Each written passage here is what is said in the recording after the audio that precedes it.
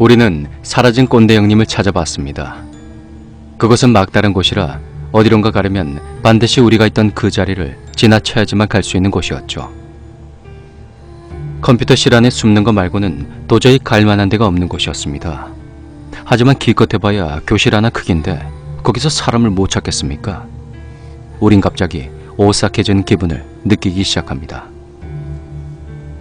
그런데 컴퓨터실 오른쪽 창문에 푸르스름한 불빛 같은 것이 보입니다.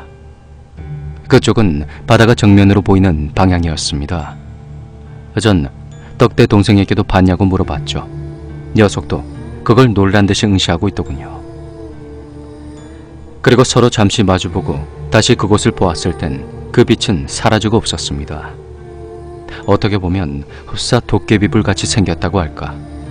불타는 것처럼 보이기보다는 그냥 푸르스름한 빛을 내는 것이었습니다. 우리 둘은 너무 놀란 나머지 그 자리에서 움직일 수가 없었습니다.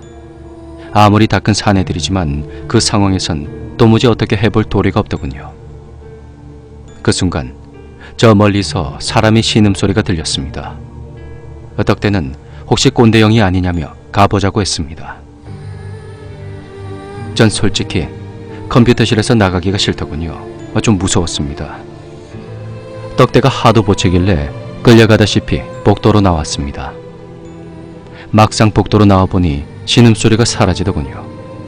어쩔 수 없이 우린 사라진 꼰대형을 찾아다니기 시작했습니다. 12시가 다 돼가는 학교에 불도 다 꺼진 상황에서 단둘이 남겨져 있다고 상상해 보십시오. 불 켜면 되지 않냐고 생각하실 분들 있는 것 같은데 교실 말고 복도 등은 버튼이 어디 있는지 찾을 수가 없었습니다. 불 꺼진 교실 하나하나 창문 너머로 손전등을 비추고 찾으려고 하니 그것도 할 짓이 아니더군요. 2층은 음악실이랑 자재창고, 컴퓨터실, 그리고 공작실이 있습니다. 자재창고와 음악실을 둘러본 다음 마지막으로 가장 끝에 있는 공작실을 둘러보는 순간 우린 까무러칠 수밖에 없었습니다. 언제 공작실 안으로 들어갔는지 꼰대형이 그 안에 있었고 웬 머리가 긴 여자 하나가 꼰대형을 끌어안고 있는 것입니다. 자세히는 기억이 나지 않지만 그 여자의 옷을 보니 흰 블라우스 같은 옷을 입고 있었던 것 같습니다. 치마는 검정색 계열 같았고요. 여자의 얼굴은 자세하게 보이지가 않았고 다만 얼굴빛이 아주 창백했었습니다. 전 그만 헉하며 소리를 질렀고 같이 있던 떡대는 기절을 해버렸습니다. 참, 지금이야 이렇게 얘기를 하지만 그때 상황 정말 장난이 아니었습니다. 가끔씩 보이는 현상이지만 정말 적응이 되질 않습니다. 그러고 보니 나이 들어서 귀신이 더 잘 보이는 것 같습니다. 어쨌든 그래도 그나마 멀쩡한 전 얼른 떡대를 깨워보았는데 이놈 일어나지 않습니다. 하는 수 없이 가지고 있던 열쇠 꾸러미를 들고 공작실 문을 따기 시작했죠. 손이 덜덜 떨려서 열쇠라고 해봐야 5개가 고작인데 정말 문 따는데 한참 걸렸습니다. 문을 따고 소리를 크게 지르며 문 옆에 있을 형광등 버튼을 눌렀습니다. 헌데 웬일? 있어야 할 자리에 버튼은 없고 선풍기가 돌아가지 뭡니까? 이미 그때는 소리도 지르고 저도 제정신이 아니라 손전등 들고 미친 듯이 형광등 버튼을 찾아다니기 시작했죠. 거긴 형광등이 제일 구석 쪽에 있더군요.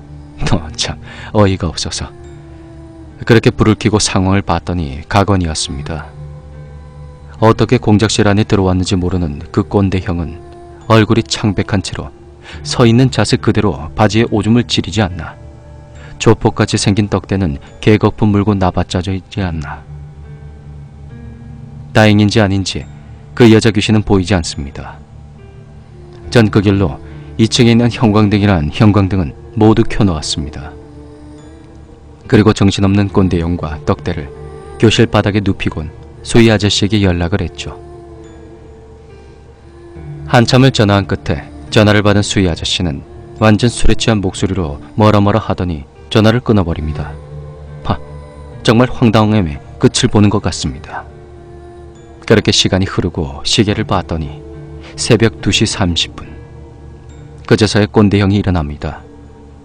그러더니 한다는 말이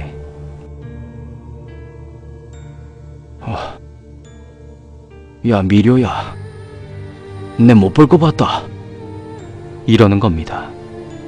왜 그러냐고 물었더니 지금은 말할 수 없고 나중에 얘기를 해준다고 하더군요.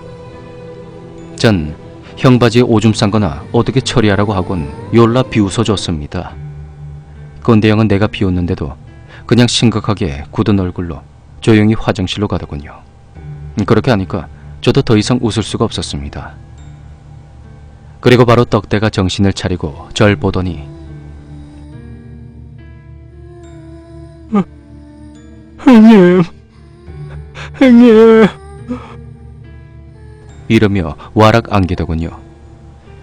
사정이 어찌됐던 우린 그 일로 하던 길 다 내팽겨치고 문단속도 안하고 그냥 차 타고 사람이 많은 찜질방으로 직행했죠. 덕분에 다음날 혼 좀 났지만요. 그 일이 있은 후 이튿날 꼰대형은 대학교에 작업을 가고 저랑 떡대 그리고 알바 하나를 데리고 다시 작업을 마무리 지으러 그 학교로 가게 됩니다. 그리고 일을 끝낼 즈음에 수희 아저씨에게 그날 있었던 일을 얘기했습니다. 처음엔 말을 자꾸 피하시다가 제가 끈질기게 물어보니까 말씀을 해주시더군요. 몇 년 전인진 잘 기억이 안 나는데 10년은 넘었을 거라 합니다. 서울에서인지 어딘지 모르는데 아무튼 큰 도시에 살던 가족이 이사를 오게 되었는데 그 집에 딸이 둘이 있었습니다. 그 집 큰딸이 워낙 이쁘고 착했다고 하네요. 그래서 마을 청년들한테도 인기고 최고고. 그런데 어느 날 밤 그 집 언니가 동생이 온다고 한 시각이 지났는데 오지를 않아 혹시나 하는 마음에 집 근처로 마중을 나갔습니다.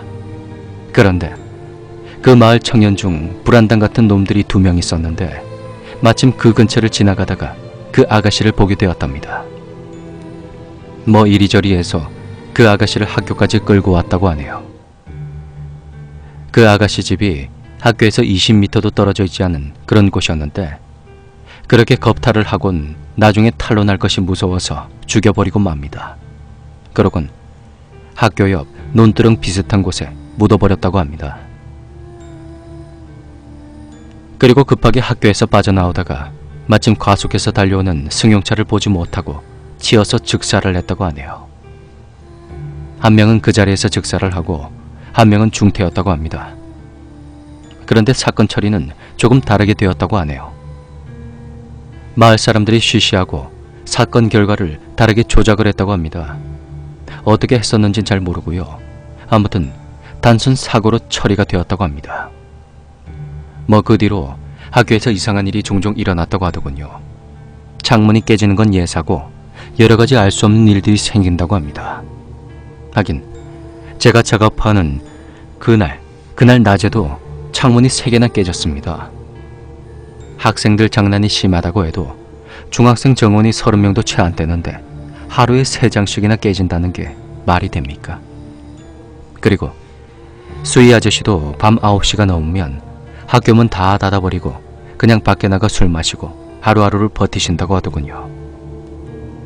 자기도 여길 떠나고 싶은데 나가면 별다른 할 일이 없어서라네요. 조금 측은한 마음이 들기도 했습니다.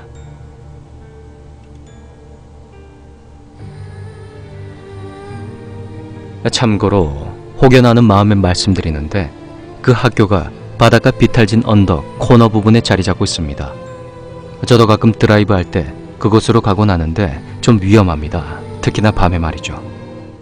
그 자리에서 가끔씩 차가 추락해 몇 명 죽기도 했습니다. 나중에 사진 찍어서 같이 올려드리도록 하겠습니다. 아무튼 그런데 아이러니하게도 그 승용차 안에 타고 있던 사람은 죽은 여자의 동생과 동생 애인이 타고 있던 차였다는 겁니다. 처음엔 저도 그 말을 듣고 무슨 장난하나 싶었는데 수희 아저씨가 사고 난 장소랑 자매가 살던 집까지 알려줍니다. 둘 다 학교에서 잘 보이는 위치에 있었죠. 그 말을 들으니 더욱 오싹해지더군요. 뭐 제가 겪은 일이랑 수희 아저씨가 말해준 사건이랑 무슨 연관이 있었는지 모릅니다. 제가 재주만 있다면 그 일을 조사해서 조금 더 신빙성 있고 재밌게 이야기를 엮어갈지도 모르나 저도 사람이지라 귀차니즘 때문에 그런 연관관계를 찾지는 못하고 그런 일이 있었구나 라고 넘겨버렸죠. 그래도 가만히 있던 창문에 깨진 거랑 꼰대형이 왜 어떻게 공작실에 가 있었는지, 그리고 컴퓨터실 창문에서 빛나던 푸른빛은 과연 무엇인지 갖가지 의문투성이만 남기고 전 그 학교를 빠져나왔습니다. 이유야 어찌되었던 그 언니라는 분의 명복을 빌며. 그리고 이건 후기인데요. 이 사건이 있은 후 10여일이 지난 어느 날, 꼰대형이 조용히 저랑 둘이 술 한잔 하자고 합니다. 저야 술이라면 좋아라 하니까 얼른 따라갔죠. 그런데 형이 한다는 말이, 창문 깨지는 소리가 난 후 우리가 나가고 나서 자기도 창문 밖에 푸른 빛을 봤다고 합니다. 그리고 컴퓨터실 칠판 쪽에 거울을 보게 됐는데 자기 얼굴이 점점 일그러져 보이더랍니다.